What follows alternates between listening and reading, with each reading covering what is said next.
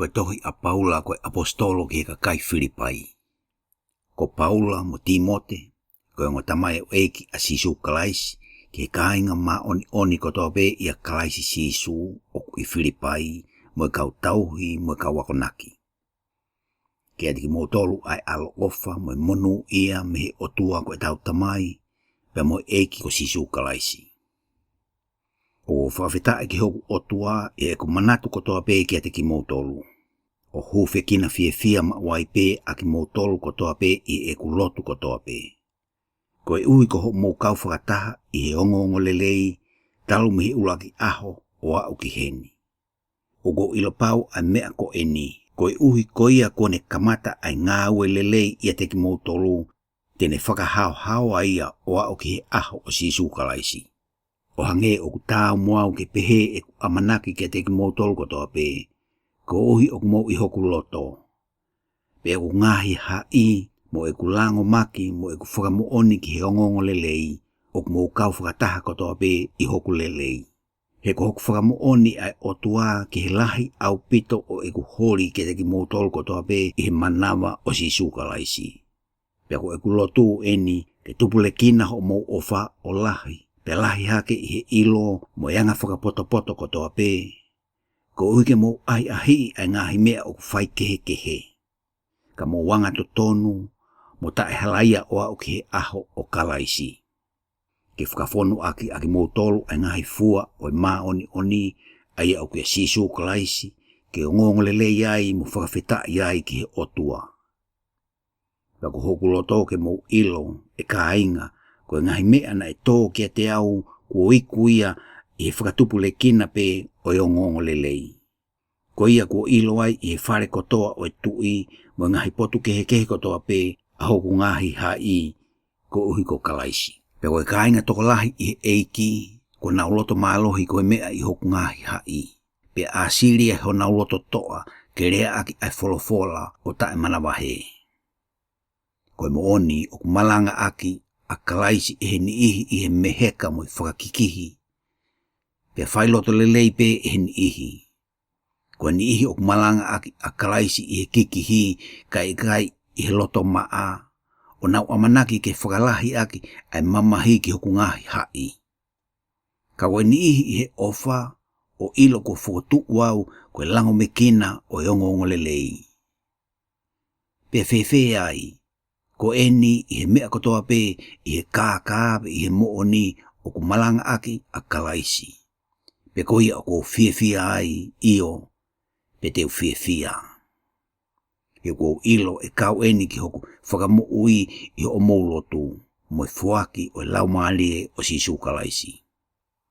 O whakatatau ki he hori lahi mo amanaki lelei ke oana ai ha mea teu mai.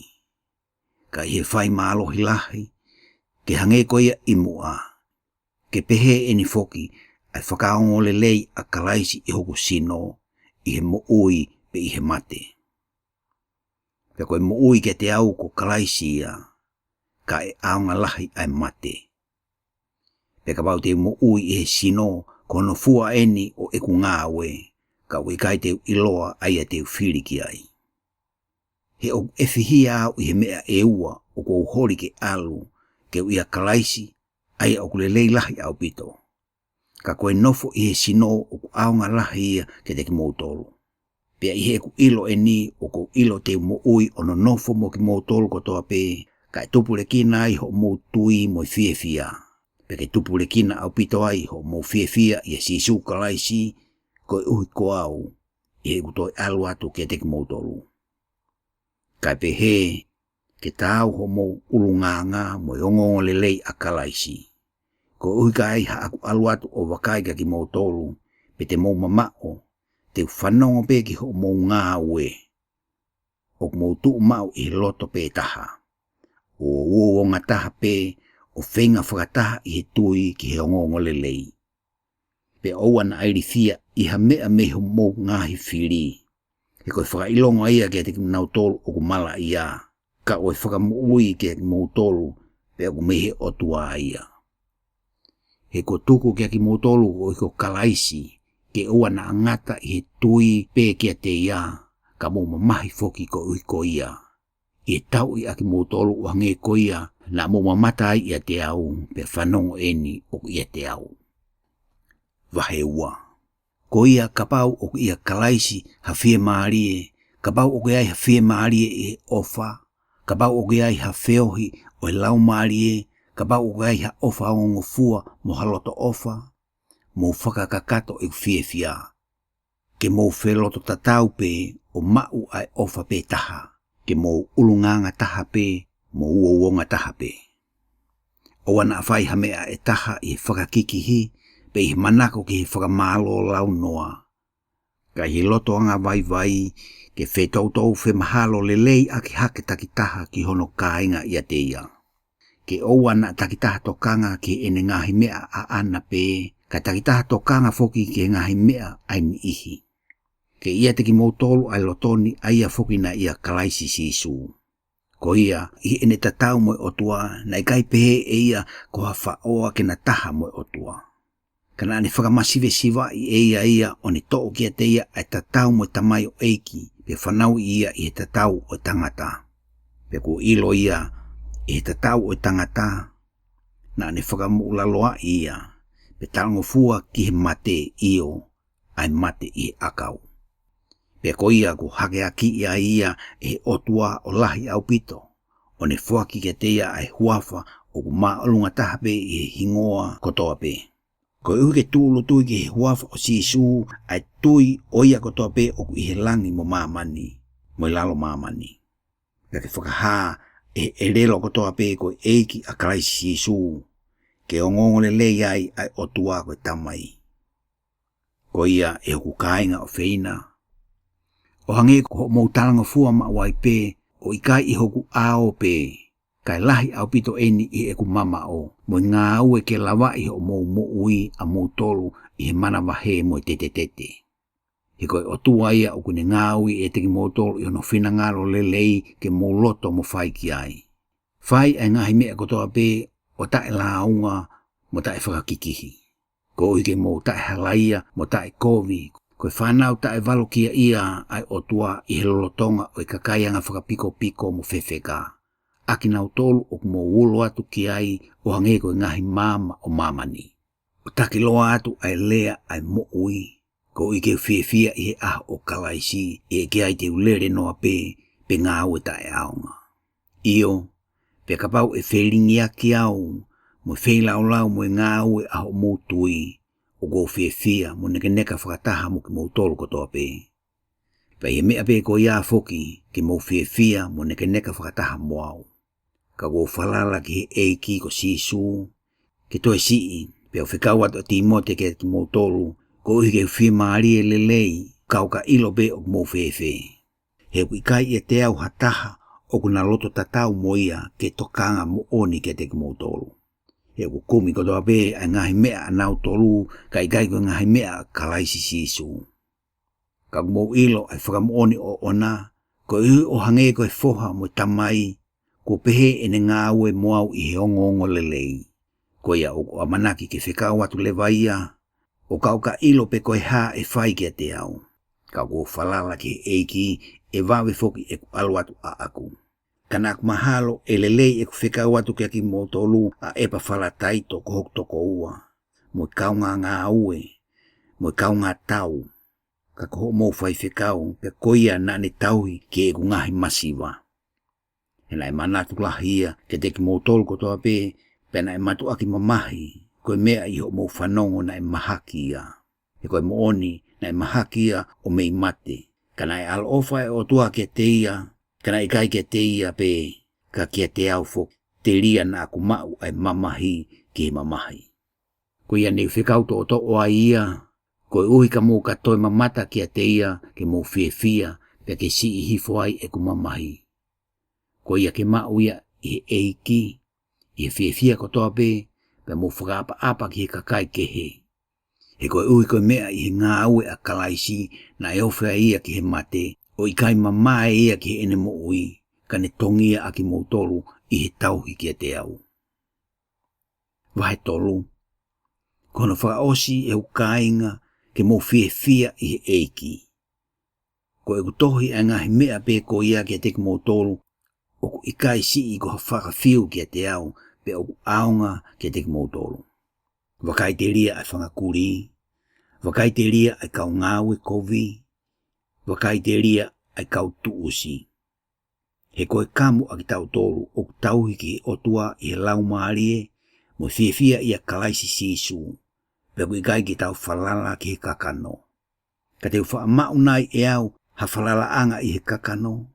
Ka pau o ku mahalo e hataha o ki ai hamea I he kakano, e aonga e ne whalala ki ai, o ku lahi ki te au. Na e kamu au I hono walu e aho mi he hako o Isleri, mi he whaahinga o Pensimani, ko hepelu o kau hepelu, pe I he mea ai whano koe wharesi. Pe I he whaifenga, ne whakatanga ai siasi, pe I he maoni oni o me he whono, ne utai halai. Ka koe ngahi mea ko ia na e aonga kia te au, na aku lau ia koe mea ke siaki ko uhi ko kalaisi. Io, koe mo oni, pe ako lau ai ngahi mea ko toa pe koe mea ke siaki ko uhi ko hono le lei lahi au pito o ilo o kalaisi sisu ko hoku eiki. Aia ko kātaki ai hono liaki o ngahi mea ko toa pe ako lau ia koe kino haa. Kai pe he ke umau a kalaisi. Pe ke ilo au ia te ia, o ikai e ku whakatonu hia a aku, aia o me he whono ka koia o ku he tui kia kalaisi. Koe whakatonu hia aia o ku me he otua I he tui. Koe uhi ke ilo ia, moi mālohi o ene toe tuu, pe au kau I he ngahi mamahi, I he whakatatau au ki ene pekia. Ka pau te whaalawai I he mea kotoa pe o e toi tuu me he mate. Kai hange kuo mau teu hao eni. Ka kuo turi atu koe uke lawai, aia kuo lawai a iau foki e kalaisi sisu. E ka inga, o ki kai teu pehe kuo lawai, ka ko eni pe taha, o ko whakangaloi a ngahi mea ki mui, ka umawhao atu ki ngahi mea ki mua. O ko umawhao atu ki whakailonga, koe koloa o I ui maolunga ai o tua ki a kalaisi sisu. Ko ia ke loto pehe a ki tau tolu ko hao. Pea ka pau o ki ai hamea o ku mou loto ta e tatau ai e whakahafo ki eni e o tua ki a teki mou tolu. Ka ko ia ko tau lawa I, ke tau a ewa I he mea fua pe ko ia, ke tau tokanga ki mea ko ia. E ka inga, ke mou kau ngā whai taki ki a te au, pea wakai ki a teki nau tolu o ku a ewa o tau mo e nau whai taki anga ki a teki mou tolu. E o ku a ewa e tō lahi, ak nau tolu ko liunga lahi e ku lea ai ki a teki mou tolu, pea ko toi lea ai eni mo tangi, ko e kau whiri ak nau tolu ki a kau o kalaisi. Ko nau ngata anga ko e auha, o ku nau otua ki ho nau kete, o viki I he mea whakamaa, o nau mo ua ki he mea whakamama. He oku ihilangi ho tau kolo. Aia o tau amanaki me iai foki ai whakamo ui. Ko eiki ko sisu kalaisi. Aia tene whakafo ou ho tau sino kovini o whakatatau ki he sino hono nau. I he mālohi ko ia aia o kune mawhai ai ke whakamo ulaloai ai ngahi mea kotoa pe kia te ia. Vai whaa. Ko ia ko ku kāinga o whina o ko hori ki ai ko I whiawhia anga mo e ku teunga ai o whina lahi ke mou tuu mau I he eiki. O ko kore kia iwo tia, pea kore kia siniteke ke ne loto taha pe I he eiki.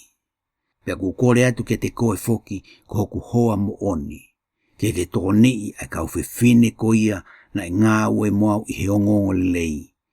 Mo kere meni foki, pea mohono toi o e ku kau ngā ue, aia o ku I he tohi o I mo ui ho nau hingoa. Whiawhia maua be I he eiki, o koutoi pehe, whiawhia. Tuku ke ilo e he kakai kotoa pe ho mo urunganga lelei, o ku ofi ai eiki. O wana tokanga mamahi ki ha mea e taha, kai whakahatu ho mo hori I he mea kotoa pe ki he otua, I he lotu mo e lotu tau mau, mo e whakawhetai. Pe koe merino ngai otua, ai o kulahi hake au pito I he wha iloa, tene malu I ho mo lau marie, mo loto I a kalaisi sisu. E ka inga, kono whaka osi eni, ke ilonga ngahi mea o ku mooni, ke ilonga ngahi mea o ku matamata lelei, ke ilonga ngahi mea o ku totonu, ke ilonga ngahi mea o ku maoni oni, ke ilonga ngahi mea o ku whaka ofa, ke ilonga ngahi mea o ku wongongo lelei. Ka bau o gai halelei, pia mea ke whakamalo ia, tokanga ke ngahi mea ko ia. Ko ngahi mea ko ia, na mo wako ne kina ai, mo mau, mo ngoi, mo mamata ki ai, ia te au, whai ia, pe e teki mo tolu ai o tua o merino. Kana ak fia lahi i eiki, ko uhi ko toi ake ki muini, ho mo tokanga ki a te au, aia na mo tokanga ai foki, kana mo tae hawhainga maari e. Ka wikai te urea ko uhi ko ha masiwa, he kua ako na kina au ke fie maari e he mea ko toa pe teu iai. Ugo ilo ke whai i he masiwa, pe ugo ilo ke whai i he mau o lahi. Kua ako na kina au, i he potu ko toa pe mo mea ko toa pe ke mākona pe fie kaia, ke mau o lahi, pe ke kātaki ai masiwa. O kou whaafai e ngahi mea ko toa pe i a kalaisi o kune whakamalohi i au.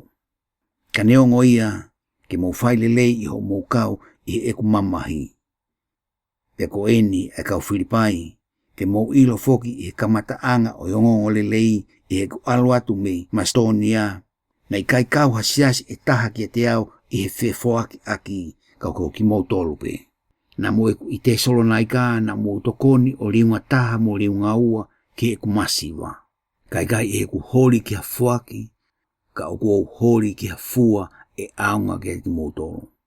Ka kou ia te au ko toa pe lahi au pito.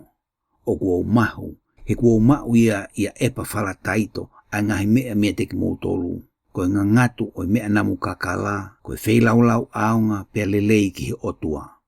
Ka e tau whetuku e hoku otua ki o mou masiwa ko toa pe o whakatatau ki ene koloa i he nau i a kaisi sisu. Pea ko eni, ke i he otua ko e tau tamai ai nau o tae ngata, pea tae ngata e meni. O whaatu ki kāinga maa oni ko toa pe i a kaisi sisu, ko e kāinga o ia te au o whaatu ki a teki mou tolu. O whaatu ai kāinga maa oni ko toa pe ki a ki mou tolu, kai lahi hake aki nau tolu o i he whare o sisa. Ki e teki mou tolu ko toa pe ai ofa au tau eiki ko sisu kalaisi. Amen.